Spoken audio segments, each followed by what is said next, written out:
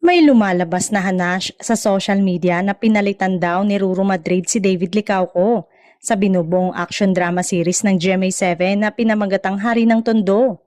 Sa totoo lang, kay Ruru talaga ito nakaplano habang ginagawa niya ang lolong.